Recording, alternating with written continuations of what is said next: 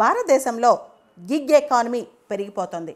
Traditional employee relationship అంటే పాత రోజుల్లో ప్రాపర్గా ఆఫీస్కి వెళ్ళటం, ఎంప్లాయర్ రెగ్యులర్గా శాలరీస్ ఇవ్వటం, తర్వాత నెల నెల పెన్షన్స్, శాలరీసు, ఇన్సూరెన్స్, ఈ ట్రెడిషనల్ ఎంప్లాయీ రిలేషన్షిప్ అనేది తగ్గిపోతుంది.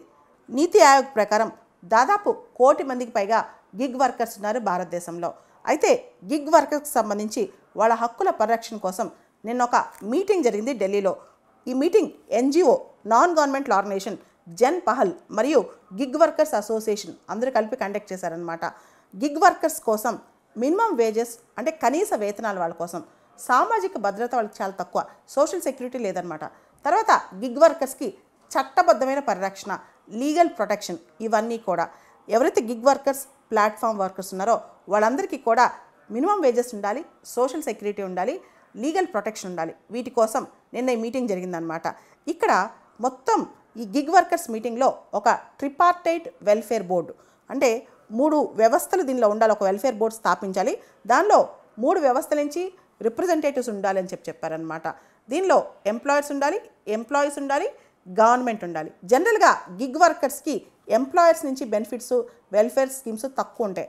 మామూలుగా ట్రెడిషనల్ ఎంప్లాయ్మెంట్లో ఎంప్లాయర్స్ చాలా చేస్తారు ఎంప్లాయీస్ కోసం, కానీ గిగ్ వర్కర్స్లో నువ్వు ఎన్ని గంటలు పనిచేసావు అన్ని గంటలకే డబ్బులు ఇస్తారు.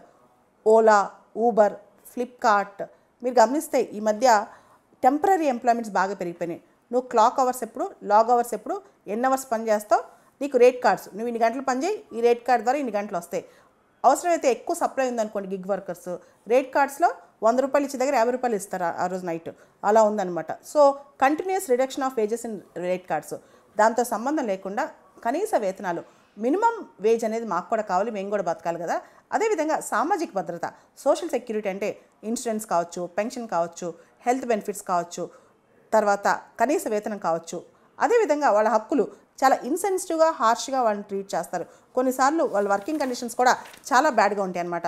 దీనికి సంబంధించి గిగ్ వర్కర్స్కి ఉన్న రైట్స్ ఏంటి, వాళ్ళకి ఏ విధంగా హక్కులు కల్పించాలి, దీనికి సంబంధించి కొత్త పాలసీస్ ఎలా డెవలప్ అవ్వాలి, డిక్టేటోరియల్గా లేకుండా అంటే మొత్తం ఎంప్లాయ్మెంట్ కండిషన్స్ అంతా మేమే డిక్టేట్ చేస్తాం, మీరు పని చేయండి అని కాకుండా పూర్తి స్థాయిలో ఎంప్లాయీ బెనిఫిట్ కోసం, ముఖ్యంగా మనం చూస్తే రీసెంట్గా ఊబర్ కానీ, ఓలా కానీ, ఫ్రీలాన్స్ రైటర్స్ కానీ, గ్రాఫిక్ డిజైనర్స్ కానీ, ఇలా చాలామంది ఫ్రీలాన్స్ వర్కర్స్ ఉన్నారు. వీళ్ళందరి కోసం కూడా సో నీతి ఆయోగ్ ప్రకారం గిగ్ వర్కర్స్ అంటే those who are engaged in work outside the traditional employer relationship.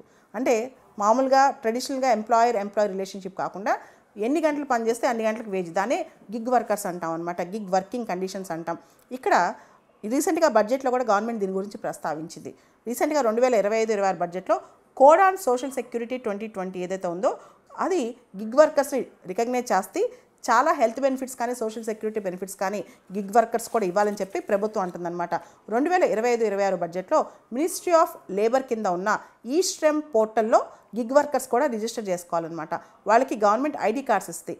వాళ్ళకి ఆయుష్మాన్ భారత్, ప్రధానమంత్రి జన్ ఆరోగ్య యోజన కింద వాళ్ళకు కూడా 5 లక్షల బెనిఫిట్, హెల్త్ బెనిఫిట్ ఉంటుంది అనమాట పర్ ఫ్యామిలీ. సో భారతదేశంలో దాదాపు 1 కోటి మందికి పైగా గిగ్ వర్కర్స్ ఉన్నారు కాబట్టి వాళ్ళ వెల్ఫేర్ కేవలం ప్రభుత్వం బాధ్యతే కాదు, ఎంప్లాయర్స్ బాధ్యత కూడా.